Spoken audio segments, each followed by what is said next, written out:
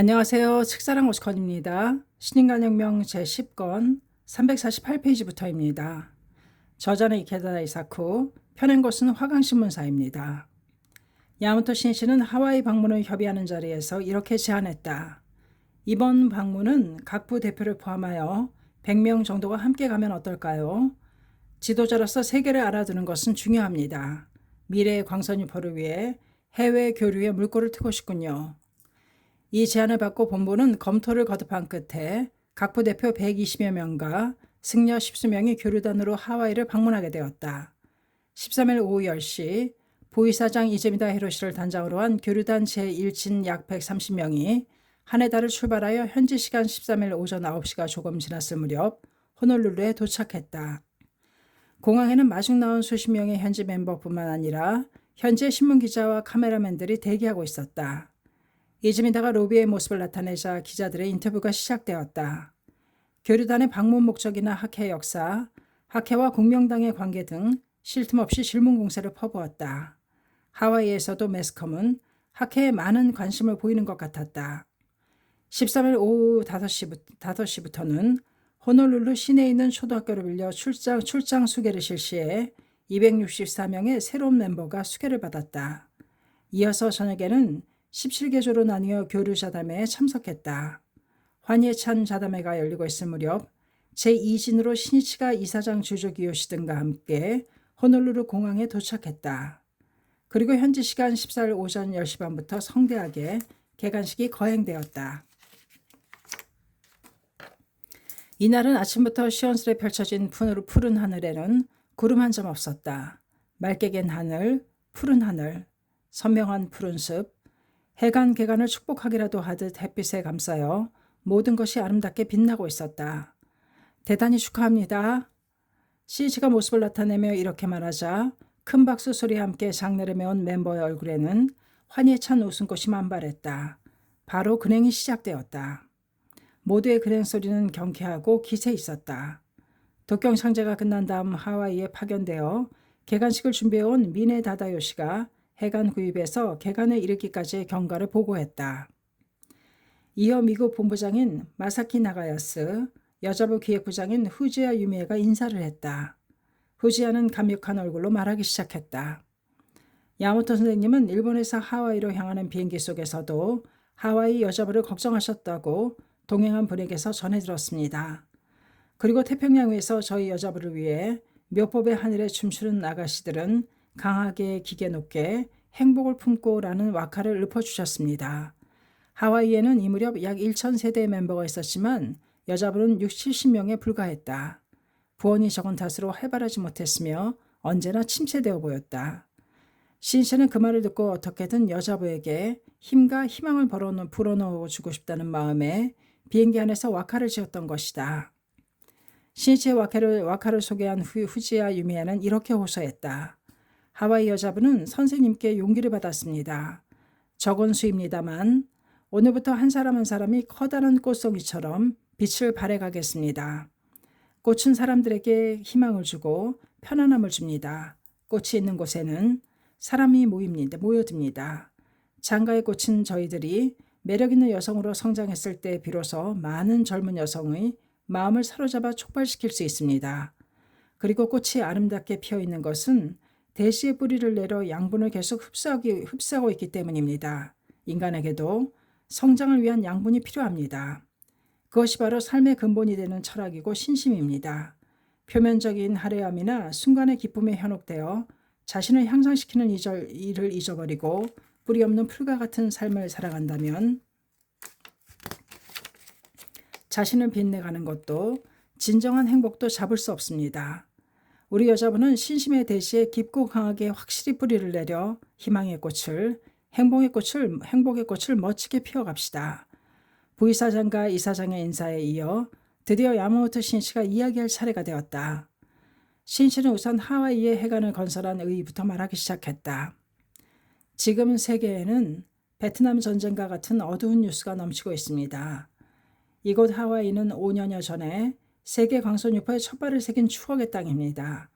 그 땅에 평화의 법성인 해관이 생겼다는 것은 불법에서 말하는 인가구시의 원리에서 보면 세계 평화를 향해 한 걸음 또 한 걸음 새롭게 전진하기 시작했다는 걸 의미한다고 확신합니다. 국가와 민족, 이데올로기를 초월하여 인간과 인간의 마음을 묶어 세계 평화를 구축해갈 철학이 불법이며 거기에 우리들의 사명이 있습니다. 아니 불법의 예지 없이는 세계 평화는 있을 수 없습니다. 들에 있는 나무들이 한여름의 태양을 받으며 바람에 흔들리고 있었다. 시인은 이야기를 계속했다. 제가 바라는 것은 하와이에 계시는 여러분의 신심이 강성해지고 물심양면으로 행복해지는 것입니다. 아무쪼록 여러분은 그 선구자가 되어 먼 곳에서 행복을 구하는 것이 아니라 바로 이 땅에서 하와이의 벗을 위해 헌신해 주기 바랍니다. 바로 이 땅에서 그리고 휘파람을 불면서 즐겁게 노래를 부르며 행복을 만끽하면서 불법이 올바르고 훌륭하다는 것을 증명해 주기 바랍니다. 신심의 세계는 뭔가 특별한 세계도 아니고 숨이 막힐 정도로 엄한 세계도 아닙니다. 결단코 잊어서 안 되는 것은 무슨 일이 있어도 어번전을 꼭 끌어안아야 한다는 것이며 학회에서 멀어져서는 안 된다는 것입니다. 여러분은 지금까지 신심을 해오면서 수많은 공덕을 받아오셨지만 본尊님의 공덕은 무량무변입니다. 더 많은 공덕을 받아 어번전의 힘이 얼마나 엄청난 것인지를 더욱 실감하여 강한 확신을 가지기 바랍니다. 그러기 위해서는 신심의 체험을 쌓아야 합니다. 용기 있는 실천입니다. 체험이 확신을 배양하여 흔들리지 않고 확고한 신심을 만들어갑니다. 그런데 열심히 활동을 해도 포교가 결실을 거두지 못하는 경우도 있을지 모릅니다. 그렇다고 해서 괴로워하거나 자신을 비하할 필요는 없습니다. 광선유포를 염원하고 착실하게 활동에 힘쓰는 사람에게는 어번전의 대자비의 빛이 동등하게 쏟아집니다. 아무튼 여러분은 누구와도 사이좋게 지내고 모든 사람의 존경을 받으며 밝고 즐거운 전진을 계시해 주기 바랍니다. 거기서부터 광선유포가 확대됩니다. 저는 여러분에게 언제나 제목을 보내드리고 있습니다. 앞으로도 계속해 보내드릴 테니 확실하게 받아주십시오. 다시 건강한 모습으로 만납시다. 하와이 멤버들은 자신들이 행복해지기를 바라는 신이치의 따뜻한 마음을 느낄 수 있었다. 참석자들은 눈물을 글썽이고 고개를 끄덕이며 신이치의 지도에 큰 박수로 답했다. 개관식은 세계 강포의 노래를 환희차게 모두가 합창하는 것으로 막을 내렸다. 이어서 하와이 총지부의 새로운 인사를 이사장인 주조 기요시가 발표했다. 이제까지 총지부장을 맡아온 미스루 가와카미가 총지부 고문이 되었으며 신임 총지부장에는 호놀룰루 지부의 지부장으로 활약해온 히로토 하라타가 취임했다. 또 하와이 총지부의 와이키키와 오아프의 2개 지부로 새로이 결성되었다는 발표가 있었다. 이로써 하와이는 하나의 총지부에 4개 지부가 포진하여 출발하게 되었다. 또 새로운 여자 부장도 탄생했다. 부장에 취임한 것은 요시에 하라다라는 여성으로 야마토 신시가 처음으로 하와이를 방문했을 때 공항에 혼자 마중 나와준 토니 하라다의 아내였다. 그녀는 고등학생 시절 어머니와 함께 입회했다. 대학은 영문과에 진학했으며 졸업 후에는 교직에 몸을 담았으나 여자부로 학회 활동을 해오는 가운데 해외로 옮겨하여 세계 강포를 위해 살고 싶다는 강한 바람이 있었다. 그 무렵 여자부 간부로부터 하와이에 있는 토니 하라다와 결혼하지 않겠느냐는 권유를 받았다. 1965년 5월 요시에는 일본으로 건너온 하라다를 만났다. 그리고 두 사람은 결혼하여 하와이로 건너간다. 인사 발표에 이어 지부기 반환과 수요직이 있은 후 다시 신시의 지도로 이어졌다. 여기에서 신시는 하와이에 사원을 건립하는 일 등 차례차례 미래의 구상을 발표했다. 늘 희망이 넘치는 새로운 목표를 제시해가는 것 역시 지도자의 중요한 책임이라 할 수 있다. 지도가 끝난 뒤 해관들에서 참석자 전원이 야마모토 신이치와 함께 기념사진을 찍기로 되어 있었다. 촬영은 5그룹으로 나뉘어 실시했다. 일본계 사람이 있는가 하면 아프리카계 사람도 하와이 사람도 있었다. 인종의 도가니라 불리는 하와이다. 그러나 피부색은 달라도 모두의 얼굴에는 밝은 웃음꽃이 활짝 피어 있었다. 시이치는 하와이에 3박 4일 동안 체제했다. 시이치는 그 기간에 하와이가 크게 비약할 수 있는 보석을 놓기 위해 필사적으로 움직였다. 촬영이 끝날 때마다 버틀 속으로 들어가 한 사람 한 사람과 악수를 나누며 말을 건넸다. 그리고 염주 등의 기념품을 직접 건네주었다. 노부인에게는 오래오래 사세요. 21세기까지 건강하게 사는 겁니다. 라고 말을 건네는가 하면 아이들에게는 크면 일본에 오세요. 소카대학교에서 기다리고 있겠습니다. 라고 격려했다. 한순간 한순간이 진검승부를 방불케 하는 전혼을 기울인 격려와 지도였다. 촬영한 사진은 모두 멤버에게 기념으로 남는 소중한 보물이 되기 때문에 양복을 입고 촬영에 임한 신씨의 몸은 땀에 흠뻑 젖어 있었다. 모든 행사가 끝나자 야마모토 신씨는 개관식 기념으로 동지에게 선물하기 위해 책과 색지에 격려의 말을 적었다. 신씨가 하와이에 도착한 후로 동지를 위해 헌신하는 그의 격렬한 투쟁을 바로 옆에서 지켜본 사람들이 바로 파인애플 부대 청년들이었다. 그들은 그 모습에 커다란 감동을 받아 야마모토 회장과 함께 생애, 광선유포를 위해 끝까지 살아가겠다고 새롭게 맹세했다. 이날 심야의 일이다. 교류단과 동행해온 세이쿄신문 기자 2명이 본사에 원고를 전화로 보내기 위해 하와이 해관을 찾아왔다. 기자들은 해관에서 쉬고 있는 야마모토 회장이 자신들 때문에 깨어서는 안 된다고 생각하여 정문으로 들어가지 않고 살금살금 걸어 뒷문으로 향했다. 그때 검은 그림자가 쏜살같이 튀어나왔다. 키가 큰 사람의 그림자였다. 기자가 외쳤다. 누구냐? 동시에 그쪽에서도 영어로 외쳤다. Who is there? 달빛에 비춰진 누구 그림자의 정체는 하와이 남자부 간부였으며 그 뒤에도 또 청년이 서 있었다. 그들에게는 수상한 자는 단 한 걸음도 가까이 오지 못하게 하겠다는 기백이 넘치고 있었다. 상대가 세이쿄신문 기자라는 사실을 알고는 한시름 놓은 표정을 지으며 그들 가운데 한 사람이 영어로 말했다. 우리는 야마모토 선생님의 안전을 지키기 위해 경비를 서고 있습니다. 당신들을 수상한 인물로 잘못 알고 그만 실례했습니다. 그들은 누가 시킨 것도 아닌데 교대로 밤새도록 경비를 서기로 하고 해관 차고 속에서 대기하고 있었던 것이다. 기자들은 크게 놀랐다. 거기에는 인생의 스승을 구하고 섬기며 지키려는 제자의 모습이 있었기 때문이다. 스승과 제자라는 관계는 문화적인 풍토나 전통에서 보아 일본인이 아니면 이해할 수 없는 것이라고 기자들은 생각하고 있었다. 그런데 그것은 자기들만의 생각에 지나지 않았음을 통감했다. 어떠한 길이든 그것을 심화하고자 할 때 가르침을 받고 지표로 삼을 수 있는 모범적인 존재가 꼭 있어야 한다. 그것이 스승이다. 그리고 그 스승에게 보답하려 할 때 그것에 자연히 제자의 길이 생겨난다. 그것은 구도하며 살아가는 인간의 필연적인 귀결이라 할 수 있겠다. 하와이 청년들의 바람은 야마모토 회장의 직접 지도를 받는 일이었다. 그러나 그들은 혼신의 힘을 다해 분투하고 있는 야마모토 선생님은 분명 피곤할 것이다 라는 생각에 그런 요청을 할 수 없었다. 그러나 그 마음은 점점 간절해졌다. 그들은 고민한 끝에 일본에서 와 있던 간부에게 상담했다. 제목이죠. 어떻게 해야 좋을지 모른다면 어원정께 오로지 기원하는 것입니다. 그들은 그 말이 맞다고 생각했다. 모두 필사적으로 창제했다. 개관식 다음 날 오후의 일이었다. 실실은 해관에서 이날 저녁 비행기로 귀국하는 교류단 멤버들과 근행을 했는데 창제 소리가 좀처럼 맞지 않았다. 실실은 근행이 끝나자 교류단에게 말했다. 마지막까지 방심해서는 안 됩니다. 광선유포를 위해 파견되었다는 자각을 잊지 말고 귀국길에 올라주십시오. 실시가 이렇게 말한 것은 그들의 모습 속에 어딘지 들떠있는 분위기를 느꼈기 때문이다.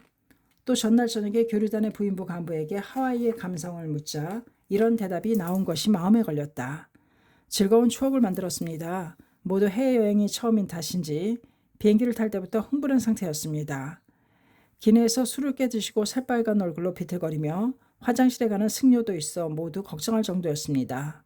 저희들도 모든 것이 신기하여 호텔에서도 밤늦게까지 이야기가 끊이질 않았습니다. 유감스럽게도 그 이야기에는 하와이의 강선유포에 대한 그 어떤 열의도 느낄 수 없었다. 교류단 멤버는 각 부를 대표하는 간부다. 그러나 체제 시간이 한정된 가운데 하와이가 크게 발전할 수 있는 흐름을 열고자 사자분신에 투쟁하고 있는 신치와는 커다란 일념의 차이가 있었다. 신치는 교류단 멤버들에게 그럼 일본에서 만납시다 라고 말하고는 일어서서 뜰을 내려다보았다. 그러자 몇 명의 하와이 청년들이 잔디 위에서 정자한 상태로 대기하고 있었다. 신치는 손을 흔들며 뜰로 나갔다. 그 순간 청년들의 얼굴에는 환희의 웃음이 피어났으며 눈에는 빛이 감돌았다. 신치도 하와이의 청년들을 만나 꼭 격려하겠다고 생각하고 있었다. 수고 많습니다. 편히들 앉으세요. 신치는 바닥에 앉으며 이렇게 권했지만 아무도 편히 앉으려 하지 않았다. 청년들은 그렇게 함으로써 신이치에게 최대 경의를 표하고 싶었던 것이다. 자, 편한 자세로 앉으세요. 불법도 학계도 가장 자유로운 곳입니다. 그런 자세로 있을 필요까지는 없습니다. 또 시켜서도 안 됩니다. 딱딱한 모습을 하면 오히려 주위 사람이 불법을 오해할 수도 있습니다. 신씨가 이런 말을 하고 나서야 겨우 편한 자세를 취하기 시작했다. 간담이 시작되었다. 멤버들은 일본계가 아닌 사람이 대부분이었다. 여러분에 대해서는 자세한 보고를 받고 있습니다. 전 인류에게 평화와 행복을 가져다주는 묘법에 파인애플 부대의 큰 활약은 일본에까지 잘 알려져 있으며 전 세계의 멤버가 주목하고 있습니다. 여러분을 만나게 되어 기쁩니다. 흐뭇한 미소를 지은 시치는 한 사람 한 사람에게 시선을 보내며 이야기했다. 그런데 혹시 궁금한 것이 있으면 뭐든지 좋으니 사양하지 말고 자유롭게 질문해 주십시오. 기다리고 있었다는 듯이 곧바로 몇 사람이 손을 들었다. 니치렌 대성인의 불법과 석존, 천태의 불법은 어떻게 다릅니까? 열심히 교학을 연찬하고 있음을 느끼게 하는 질문이었다. 이 밖에도 확신 있는 신심을 하기 위해서는 어떻게 해야 좋은가 등 모든 질문에 광선유포를 위한 적극적인 의욕이 넘치고 있었다.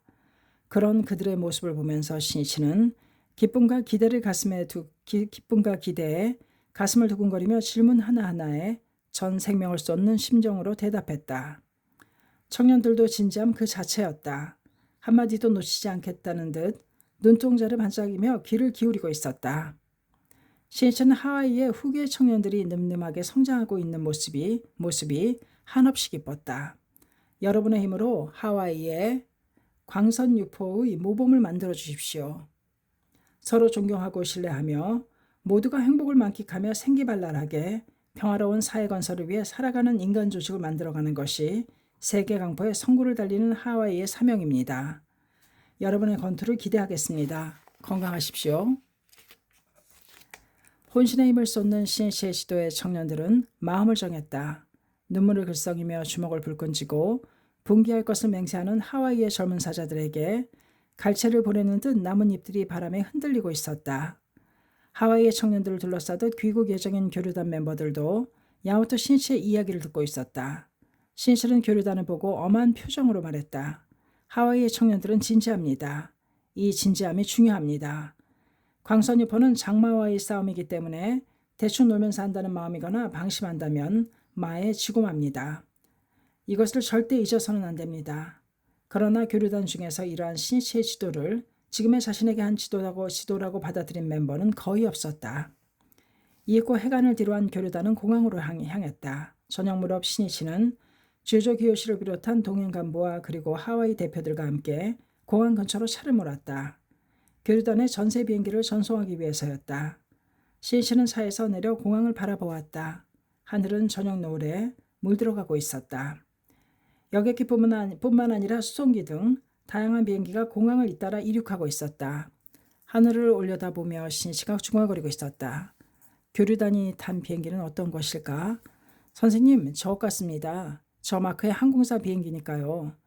멤버가 가리키는 쪽을 보자 이제 막 여액해 한 대가 날아오르고 있었다. 아, 그래, 저 비행기군. 틀림없어. 그리고 다음 순간 신이치의 입에서 제 목소리가 새어나왔다. 신이치는 교류단 전원이 건강하게 또 무사히 귀국할 수 있도록 진지하게 기원했다. 창제는 비행기 모습이 보이지 않을 때까지 계속되었다. 한편 멤버들은 전세 비행기 안에서 이별을 아쉬워하듯 창문 밖으로 펼쳐지는 아름다운 해안선을 바라보고 있었다. 따뜻한 기후도 그렇고 하와이는 정말 낙원이에요. 이대로 계속 하와이에 살고 싶어요. 옆자리에 앉은 멤버와 편안히 쉬면서 담소하는 사람이 있는가 하면 금세 졸기 시작하는 사람도 있었다. 이윽고 비행기가 수평 비행에 들어서기 시작했을 무렵 승무원이 빠른 걸음으로 단장인 이즈미다 히로시를 찾아와 긴장한 얼굴로 말했다. 실은 이륙 후 조종실 유리창에 금이 가 있는 것을 발견했습니다. 비행에 지장은 없다고 봅니다만 만전을 기하기 위해 되돌아가기로 하였으니 양해해 주십시오. 이즈미다는 마음이 섬뜩했다. 지금에서야 신이치가 방심하지 말라고 말한 의미를 잘 알 것 같았다. 이즈미다는 일행들이 불안한 마음을 갖지 않도록 기내 방송으로 되돌아가는 이유에 대해 설명해 줄 것을 부탁했다. 그런데 방송을 통해 호놀룰루에 되돌아간다는 말이 전해지자 무사태평하게도 뜻밖의 환성이 터져 나왔다. 야마토 신이치는 교류단의 전세 비행기를 전송한 뒤 저녁 식사를 하고 하와이 해관에 돌아왔다. 그런데 해관에는 일본에 들어갔어야 할 교류단 대표가 대기하고 있었다. 어찌된 일입니까? 이즈미다가 찜찜한 듯이 경위를 보고했다. 신이치는 여하튼 모두가 무사하다는 것을 알고 안심했다. 어찌되었건 모두 무사해서 다행입니다. 그럼 출발은 내일이 되겠군요. 이즈미다가 고개를 끄덕이자 신이치는 모두에게 말했다. 아무리 하와이가 좋은 곳이라 해도 이번에 또 되돌아오면 안 됩니다. 밝은 웃음이 터져나왔다. 신이치는 그 말 이외에 아무런 말도 하지 않았다. 교류단 멤버는 그 후 주유조 기요시에게 신이치가 전세 비행기를 전송하며 제목을 계속 불렀다는 이야기를 듣고는 그제야 눈이 확 트이는 듯한 심정에 어찌할 바를 몰랐다. 자신들은 단지 안심하고 정해진 행사에 참석하는 것 이외에는 수학여행으로 온 학생들처럼 하와이에서의 나날을 즐기고 있었던 것에 지나지 않았다. 그래서 비행기가 호놀룰루로 되돌아간다는 말을 들었을 때에도 모두 환성을 올리며 떠들어댔던 것이다. 광선 유포를 위해 하와이에 왔다는 자각은 전혀 없었다. 하지만 야마모토 선생님은 우리들이 무사히 귀국할 수 있도록 기원해 주셨던 것이다. 만약 불의의 사고를 당하게 되면 돌이킬 수 없게 된다는 생각에 필사적으로 기원하셨을 것이 틀림없다. 본래라면 바로 우리가 무사고를 진지하게 기원해야 했던 것이 아닌가. 하마터면 방심이라는 마에 저버릴 뻔했다. 모두가 들떠있던 자신들의 모습이 부끄러웠다. 그리고 신이치의 행동을 통해 잠시라도 마음을 놓을 수 없는 광선유포 지도자의 막중한 책임을 절실히 느꼈다. 교류단이 하와이를 떠난 것은 이튿날인 16일 오전 10시 50분이었다. 이날 오후 신이치도 비행기로 하와이를 떠났으며 일본 시간으로 17일 오후 8시 반에 하네다에 도착했다. 하와이에서 귀국한 야마모토 신이치는 오사카, 가가와, 기후 등을 수행하는 동시에 학회본부에서 실시한 수도권 각 지역의 기념 촬영에 참석하여 동지의 격려에 전혼을 쏟았다. 그런 가운데 신이치는 시대에 부응한 새로운 비약을 위해 최고 간부 인사를 단행하여 지도진을 강화했으며 아울러 새로운 청년부 포진을 생각했다. 그리고 부이사장과 함께 검토를 거듭하여 2월 27일 니시다의 강당에서 거행한 2월 본부간부회에서 발표했다. 신이치가 회장에 취임한 이후 가장 큰 규모의 최고 간부 인사였기에 원래는 5월에 있을 본부총회에서 발표할 예정이었다. 그러나 학회가 전진하는 속도가 너무 빨라 1개월이 곧 3개월 혹은 반년, 1년에 버금갈 정도로 빨라져 2개월 넘게 앞당겨 2월 본부간부에서 발표하게 된 것이다. 이날 포진의 최대 초점은 이사장을 주조기요시에서 이즈미다 히로시로 교체하고 아울러 총무제를 실시한 일이었다. 지금까지 이사장을 역임한 주조는 전임자인 하라야마 고이치가 1964년 12월에 갑작스럽게 서거함에 따라 41세로 이사장에 취임했었다. 그 이후로 1년 남짓 전력을 다해 달려왔지만 이제는 광선유포의 새로운 단계를 맞이하여 폭넓은 인재 육성이 커다란 테마가 되었던 것이다. 그래서 연배자 중에서 이사장을 세우고 동시에 새롭게 총무제를 만들어 복수 총무가 이사장과 같은 권한과 책임을 가지고 학회를 운영하고 지도하도록 했다. 그리고 전후 학회를 재건할 시기에 도다 회장 슬하에서 현재 이사장에 상당하는 선임 이사를 지낸 54세 이즈미다가 이사장에 취임하고 주조 기요시를 비롯한 세키 히사오, 모리카 가즈마사 등 6명이 총무에 취임했다. 원래 총무는 도다 조세이가 서거한 해 6월 청년부 실장이었던 야마모토 신이치에게 사실상 학회 모든 것을 지휘해달라는 요청으로 당시 이사장인 고니치 다케오 등이 협의하여 신이치를 위해 만든 역직이었다. 이후 신이치는 제3대 회장에 취임하기까지 약 2년 동안 홀로 총무로서 그늘에서 이사장을 뒷받침하며 실질적으로 학회의 모든 것을 짊어져 왔던 것이다. 신이치는 지금 자신이 총무로서 끝까지 싸워왔던 것처럼 이 6명의 총무가 그 정신을 이어받아 같은 결의, 같은 자각으로 종횡무진 힘을 발휘해 간다면 학회는 더욱더 크게 발전할 것이라고 확신했다. 또 주조 기요시가 이사장을 그만둔 데에는 야마모토 신이치의 깊은 배려가 있었다. 신이치는 주조의 몸을 걱정하고 있었던 것이다. 책임을 나누어 가질 총무도 없는 가운데 500만 세대가 넘는 학회 이사장직을 완수해 간다는 것은 대단한 경무였다. 해군 학교 출신인 주조는 건강만큼은 자신이 있었지만 이대로 이사장으로 계속 무리하게 된다면 건강을 해칠 수도 있다고 생각했던 것이다. 주조의 장래를 위해 좀 더 여유를 갖게 해주고 싶었다. 또 이 해합에서 장년부를 신설한다는 발표가 있었다. 장년부장에는 신임 이사장인 이즈미다 히로시가, 부부장에는 주조와 세키 히사오 등 7명이 취임했다. 장년부의 신설은 광선유포의 새로운 전개를 생각해 볼 때 매우 중요한 의미가 있었다. 지금까지 학회는 부인과 청년이 선두에 서서 활동을 추진해 왔으며 장년은 각부에 중출하는 점에서 굳이 조직화하지 않았다. 그러나 학회가 더욱더 사회에서 신뢰를 높여가기 위해서는 장년이 활동의 전면에 서서 힘차게 힘을 발휘하며 각부의 것들을 리드해가야 하지 않겠느냐는 소리가 1년여 전부터 들려오기 시작했다.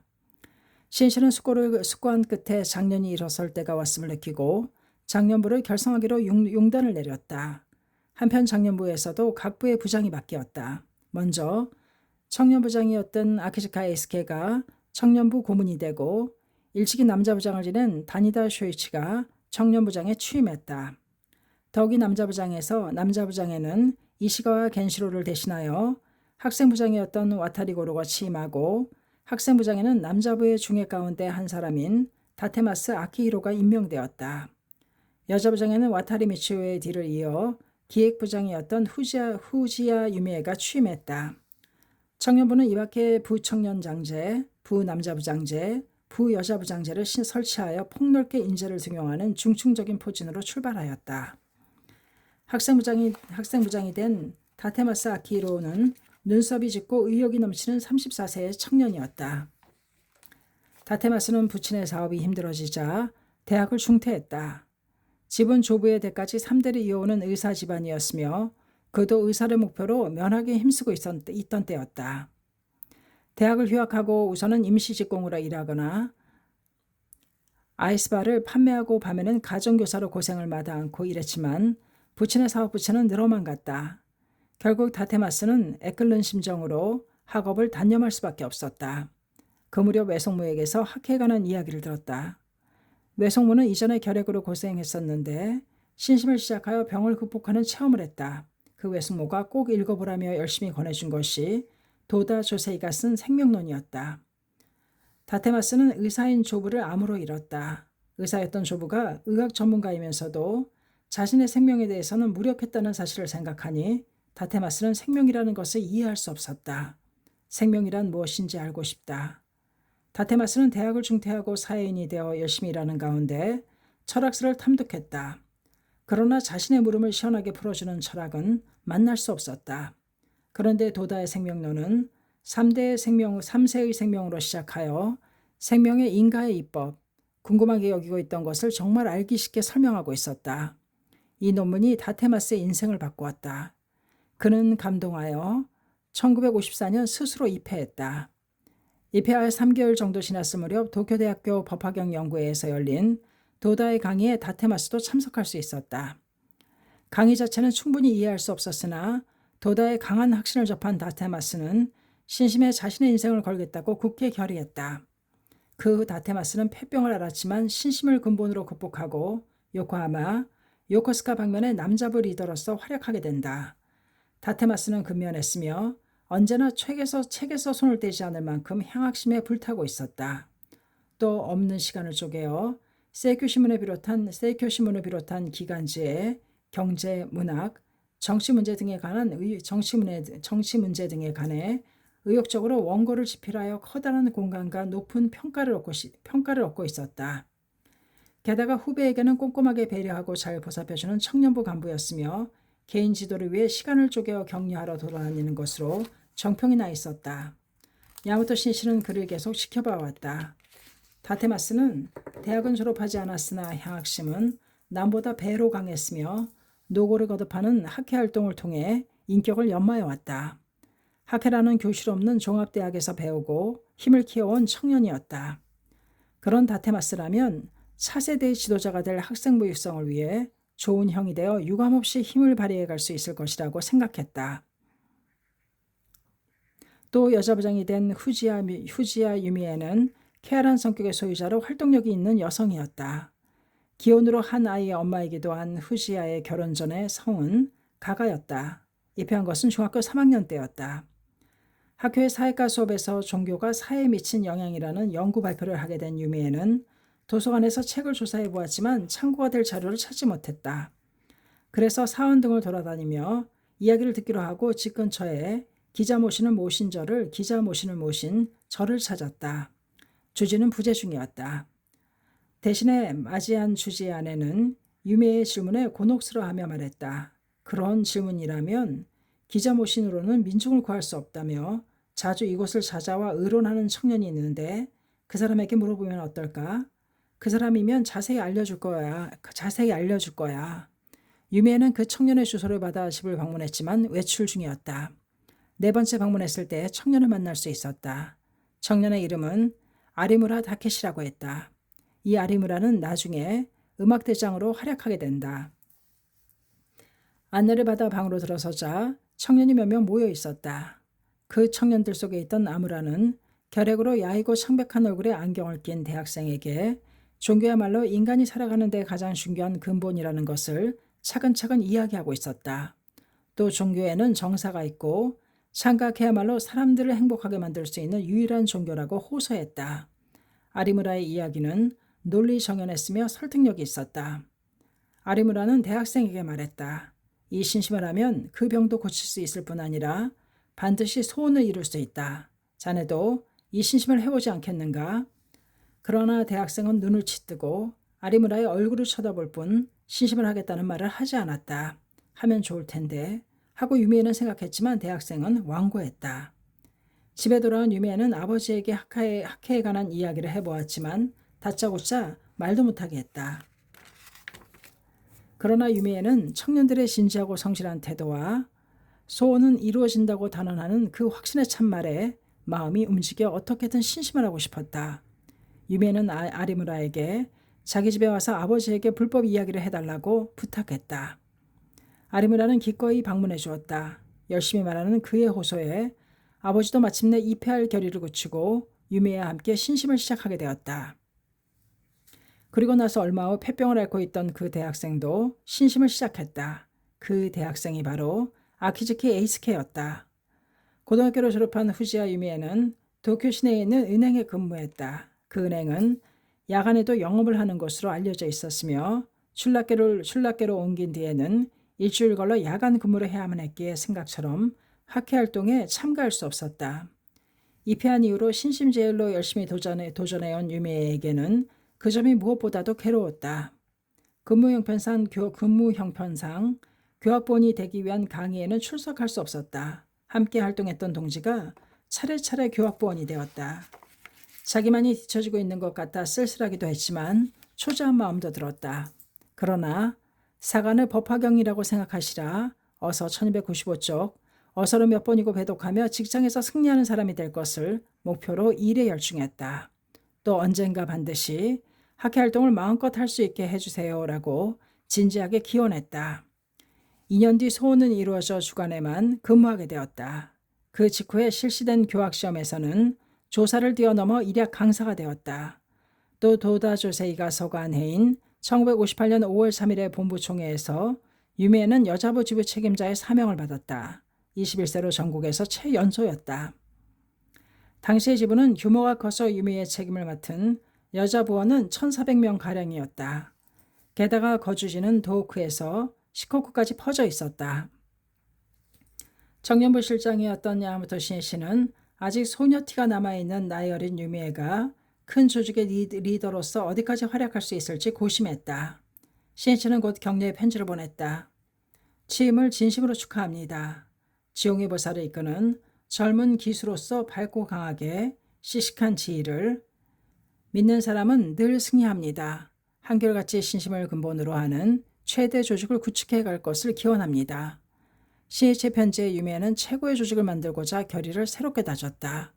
그러나 유미애를 중심으로 함께 활동하는 간부는 모두 연상이다. 처음에는 망설이고 기가 죽어 무슨 일에도 소극적이었다. 활동도 좀처럼 궤도에 오르지 못했다. 그렇게 2개월이 지났을 무렵 신이치는 일부러 엄한 어조로 말했다. 모든 여자부 간부들 중에서 가장 무기력한 사람은 당신입니다. 그런 모습으로 어떻게 해나가겠습니까? 용기가 없는 사람은 광선유포를 지휘해갈 수 없습니다. 그 말은 유미의 가슴을 찔러 겁쟁이의 벽을 뚫을 수 있었다. 후지의 유미에는 강해져야 한다고 생각했다. 또 신심에 사양하는 마음이 있어서는 안 된다는 것을 통감했다. 유미에는 어떻게 해야 자신보다 연상인 담당 조직의 간부나 멤버를 격려하고 지도할 수 있을지를 생각하고 고뇌하며 기원했다. 그리고 모든 멤버를 최대한으로 칭찬하며 진심으로 한 사람 한 사람을 대해갔다. 게다가 어느 누구보다 더 많이 움직였다. 언제나 힘껏 한 가지 한 가지 일에 임하여 반드시 훌륭한 결과를 냈다. 차츰 모든 사람이 유미의 인품과 힘을 인정하고 나이는 젊지만 그만한 사람도 없다며 칭찬하게 되었고 고민을 상담하러 오는 멤버도 늘기 시작했다. 동시에 유미를 중심으로 강하게 단결하여 최강의 조직을 만들어갔다. 야마토 신이치가 제3대 회장으로 취임한 1960년 5월에는 유미가 지휘를 맡은 조직이 홍교면에서 일본 제1의 성과를 내왔다. 같은 달 유미에는 본부 직원이 되지만 얼마 안 가서 늑막염을 앓아 휴직을 해야 했다. 드디어 이제부터 시작이라고 할 때 병상에 누워야만 하는 것이 하염없이 슬펐다. 그러나 마음 한구석에는 병이기에 어쩔 도리가 없다는 약한 마음이 있었다. 유미를 잘 아는 신씨는 유미의 행복을 위해서는 병에 굴복해버린 그 약한 일념을 바로 세워주지 않으면 안 된다고 생각했다. 유미가 2개월 후에 복직했을 때 신씨는 위로의 말을 꼭 참고 날카로운 어조로 말했다. 병에 졌다는 것은 신심이 패배한 것이다. 여자부 리더로서 한심스럽지 않은가? 충격적인 말이었다. 유미에는 눈이 번쩍 뜨이는 것 같았다. 싸우는 마음을 잊고 있는 자기를 발견했던 것이다. 이윽고 유미에는 남자부 간부로 건축가인 후지야 히데오와 결혼하였고 한 아이의 엄마가 되었다. 환경에 변화가 있으면 힘껏 노력해온 사람일지라도 다소 신심의 기세를 잃어버리는 법이다. 그러나 유미에는 결혼한 후에도 한 걸음도 물러서지 않고 강포를 위해 동분서주하며 여성 리더로서 더욱더 힘을 길러갔다. 그리고 본격적인 광선유포의 새로운 시대를 맞이하기에 이르러 신이치는 유미에를 여자부장에 임명했다. 청년부장 다니다 쇼이치, 남자부장 와타리고로, 학생부장 다테마스 아키히로, 그리고 여자부장 후지야 유미에 이렇게 창가의 신시대가 도래했음을 알리는 청년 리더가 지금 시식하게 전진하기 시작한 것이다. 3월 5일 도쿄 지방은 다행스럽게도 날씨가 좋아 봄다운 화창한 하루였다. 야마토 신씨는 이날을 가슴 설레며 기다려왔다. 2월 27일 본부 간부에서 발표한 장년부 결성식이 이날 저녁 학회본부에서 거행되기 때문이다. 직무 중에도 신씨는 장년부 간부의 얼굴을 보고는 기분듯이 몇 번이고 말을 건넸다. 드디어 장년부가 일어서는군요. 이것으로 본격적인 광선유포의 시대가 열리게 된 겁니다. 신씨는 장년부를 광선유포라는 장대한 건축의 기둥이라고 확신했다. 니치렌 대성인의 시대에 제가의 중심이 되어 활약했던 것은 어디까지나 장년 신도들이었기 때문이다. 예를 들면 가마쿠라의 중심 인물인 시조긴고가 다스노고치 범란에서 순결각오로 대성인을 따라 동행한 것은 40세 무렵이었다. 그리고 고쿠라쿠사 료칸의 신봉자였던 주마 주군 에마씨를 절복하여 소룡을 몰수당하는 등 박해 속에서도 가감하게 끝까지 싸운 것은 40대 중반부터였다. 그러나 시조긴고라고 하면 청년 신도라고 생각하는 경우가 많다. 그러나 시조긴고가 대성인에게 기여한 것이 27세 무렵이었던 탓도 있지만 무엇보다도 광선유포를 향한 한결같은 마음과 진지함, 뜨거운 정열이 청년을 연상케 하기 때문일 것이다. 장년의 장은 본래 한창이라는 의미다. 따라서 장년은 침착하고 냉정하면서도 타오르는 뜨거운 정열을 간직한 용기 있는 사람, 활력 있는 사람, 행동하는 사람이 아니면 안 된다. 시조긴고뿐만 아니라 시모우사, 현재의 지바와 이바라키현의 일부, 방면의 중심이었던 도키존인 오타조묘, 소야 교신도 장년이었다. 도키존인이 마스바가야스 범난 후 자택에 대성인을 몰래 숨겨두고 대수생을 개시한 것은 40대 중반이었으며 대성인보다 몇 살 연상이었다. 도키존인의 절복으로 정법에 기이한 오타조묘는 대성인과 같은 연배라고 생각된다. 그 오타보다 2살 정도 연하였던 사람이 소야 교신이다. 다시 말해 대성인께서 다스노고치 범난을 당하셨을 무렵 도키는 56세 전후였으며 오타는 50세 전후였고 소야는 48세 전후였던 것 같다. 그 장년들이 지금이야말로 일어설 때라며 용맹하고 과감하게 싸우며 동지를 격려해갔기 때문에 엄청난 범난 속에서도 확신의 기둥이 되어 많은 사람들이 신심을 끝까지 관찰할 수 있었던 것이다. 장년이 있으면 모두가 안심한다. 장년이 일어서면 모두가 용기를 불태운다. 장년의 존재는 중대하다. 그 힘은 너무나도 크다. 오후 5시 황금빛 석양이 쏟아져 들어오는 학회본부의 3층 강당에서 장년부 결성식이 거행되었다. 야마토 신이치의 도사로 엄숙하게 근행을 시작했다. 참석자들의 얼굴도 황금빛으로 빛났다. 참석자들은 드디어 장년이 자신들의 힘을 발휘할 때가 도래했다는 생각에 가슴이 설레었다. 신이치는 장년부라는 창가의 큰 기둥이 엄연히 일어서기를 열심히 기원했다. 근행이 끝나자 장년부장이 된 이사장 이즈미다 히로시가 인사를 했다. 이즈미다는 장년부는 직장의 승리자, 지역 공헌의 제1인자가 되어 사회에서 신뢰의 기둥이 되자고 호소했다. 신이치는 몸을 내밀듯이 힘찬 박수를 보냈다. 사회 지도자의 대부분은 장년이다. 따라서 장년부가 사회 여러 분야에서 힘을 발휘하고 훌륭한 지도자로 성장하는 것이 입정왕국을 실현하기 위한 요체이기 때문이다. 본문의 시대란 신심즉 생활의 실증을 한 사람 한 사람이 현실에 나타내는 때라고 해도 좋다. 계속해서 부장년부장들이 인사를 한 후 야마모토 회장의 지도로 이어졌다. 신이치는 만면에 미소를 띠며 말문을 열었다. 장년부 결성식을 진심으로 축하합니다. 저는 장년부 결성을 진심으로 기쁘게 생각하며 아울러 강선유포의 장래도 안심할 수 있게 되었습니다. 그것은 신이치의 솔직한 심정이었다. 이어서 신이치는 영속적인 발전을 위해서는 분별 있는 보수의 힘과 생동감과 기세가 있는 혁신의 힘이 서로 맞물려가는 것이 가장 중요하다고 강조했다. 학예의 발전도 장년과 청년의 모범적인 편성으로 이루어진다고 말했다. 그리고 강선유포를 새롭게 전개할 시대에 들어선 지금 광포를 추진하는 강력한 엔진인 청년의 힘과 더불어 풍부한 경험과 판단력 등 종합적이고 원숙한 장년의 힘이 필요하다고 호소했다. 여기서 신이치는 조직에서 장년부의 역할을 언급했다. 학회는 각 부가 서로 협조하면서 전진하는 것이 당연하지만 한 집안에서도 아버지가 기둥이듯이 최고 책임자는 장년부입니다. 각 지부에서는 지부장이고 각 지구에서는 지구부장입니다. 따라서 장년부의 장년부는 장년 육성을 책임지는 것이 당연하지만 각 부 속의 한 부라고 생각하지 말고 각 부와 조화를 이루며 책임감 있게 학회를 회원을 지켜주기 바랍니다. 힘찬 대답과 함께 큰 박수가 울려 퍼졌다. 박수가 멈추기를 기다렸다 신이치는 말을 이었다. 장년부가 훌륭하면 부인부도 남녀 청년부도 훌륭하게 성장합니다. 장년부의 좋은 격려는 각 부에서 큰 인재를 배출해가는 힘이 됩니다. 따라서 앞으로 성장할 남자부를 옹호하고 활약할 수 있는 무대를 만들어주어 책임지고 육성해주기 바랍니다. 그리고 부인부와 여자부를 커다란 포용력으로 감싸주기 바랍니다. 또 장년부는 각 부의 벌색의 신심의 본보기입니다. 여러 인생 경험을 거쳐온 장년부가 어떻게 하는지를 모두가 보고 있습니다. 따라서 무슨 일이 있어도 장년부가 강성하게 신심을 관찰하면 그 존귀한 모습을 보고 남자부도 여자부도 그리고 부인부도 기뻐하며 따르는 법입니다. 그것과 반대로 장년이 불성실하고 요령을 부리며 약삭빠르게 행동하거나 되는 대로 하고 혹은 태전해버리면 후배들은 목표를 잃고 때로는 신심을 의심하게 됩니다. 따라서 장년부 여러분의 책임은 실로 무겁다고 할 수 있습니다. 신이치는 이어서 평생 신심을 관찰하는 것이 얼마나 중요한지를 호소할 생각이었다.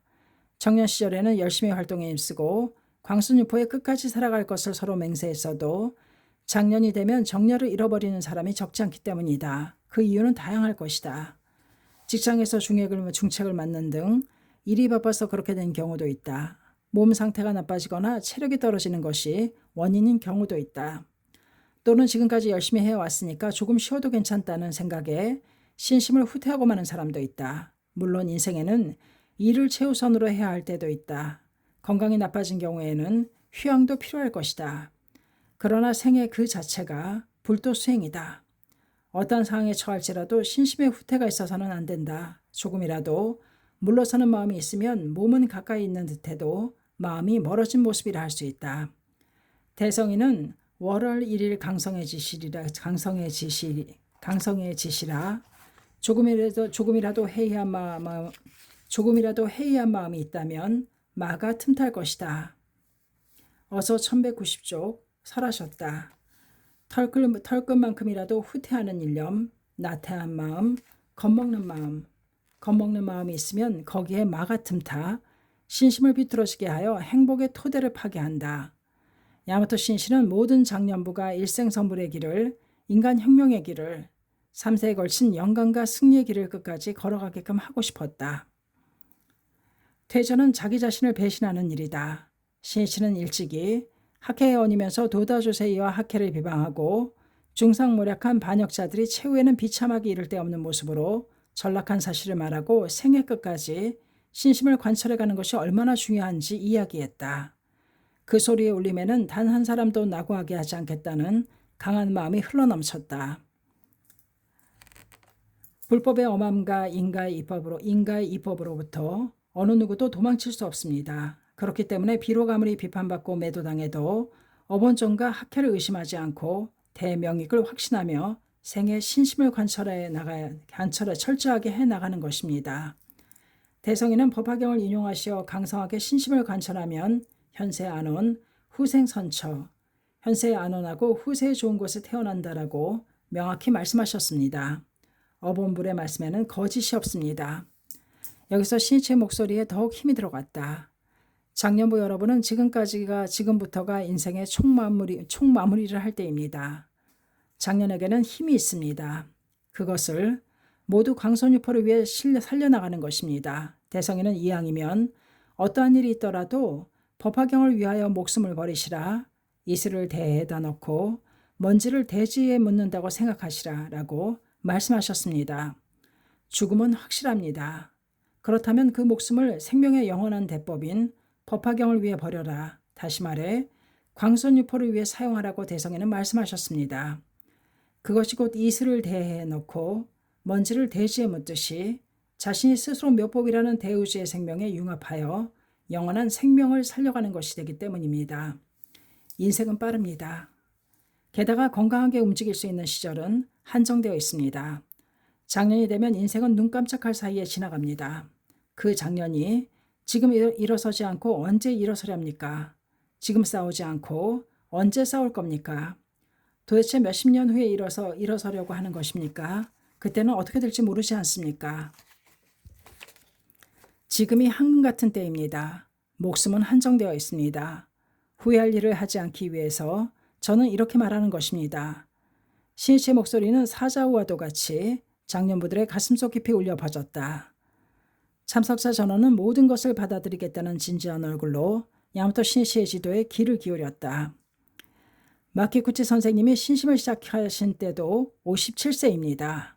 도다 선생님이 추록하시어 광선유포에 오직 홀로 일어서신 때는 45세 때입니다. 두 분 모두 작년 시절에 크게 발심하시어 광선유포의 싸움을 일으키셨습니다. 이것이 우리 학회의 전통입니다. 저 또한 장년부입니다. 아무쪼록 여러분은 저와 함께 학회 정신을 근본으로 하여 늠름하게 일어서 창가의 성을 지탱하는 황금 기둥이 되어주시기 바랍니다.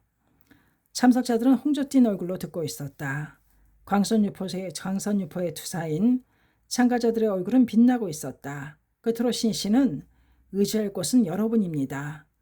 장년부가 크게 성장하고 견고한 강선유포의 진용을 갖추게 되면 우리 창가학회는 영원히 반석입니다. 하고 이야기를 맺었다. 긍지와 한이가 넘치는 맹세의 큰 박수가 천둥처럼 울리며 언제까지나 그치지 않았다. 이어서 총무인 모리카와 가즈마사가 얼마 전 신이치가 장년부 결성을 기념하여 쓴 대백년하 4월호에 건두원 묘법의 명장을 낭독했다. 그 속에서 신이치는 묘법의 명장이 갖추어야 할 자격을 논했다. 첫째, 어본전에 대한 절대적인 확신. 둘째, 아무리 어려운 일이라도 반드시 이루어내는 힘. 셋째, 사회의 모든 것에 정통한 세옹. 넷째, 후배를 육성하는 열의. 다섯째, 인간성 풍부하고 포용력 있는 지도자. 여섯째, 왕성한 책임감과 계획성. 이 권도원으로 장년부가 지향해야 할 지표도 명확해졌다. 신이치가 회장에 취임한 지 6년, 여기에 새로운 시대를 향한 본격적인 포즈는 모두 갖추어졌다. 시인실은 참석자들에게 가볍게 인사를 하고는 출입구를 향해 걷다가 걸음을 멈추었다. 그리고 주먹을 높이 들며 말했다. 여러분, 함께 싸웁시다. 새로운 역사를 만듭시다. 같은 인생이라면 꽃의 법전에 살아가지 않겠습니까? 와 하고 한성을 지르며 참석자 모두가 주먹을 높이 들었다. 그 눈은 감격의 눈물로 젖어 있었다. 투호는 불기둥이 되어 타올랐다. 긍지 드높은 개간의 왕자가 묘법의 명장이 지금 출진을 시작한 것이다. 밖은 이미 밤의 장막에 쌓여 있었지만 학회본부의 3층 강당은 밝고 명랑한 환희의 빛에 감싸여 있었다. 제 10권 마지막 부분이었습니다. 감사합니다. 책사랑 오죽헌이었습니다.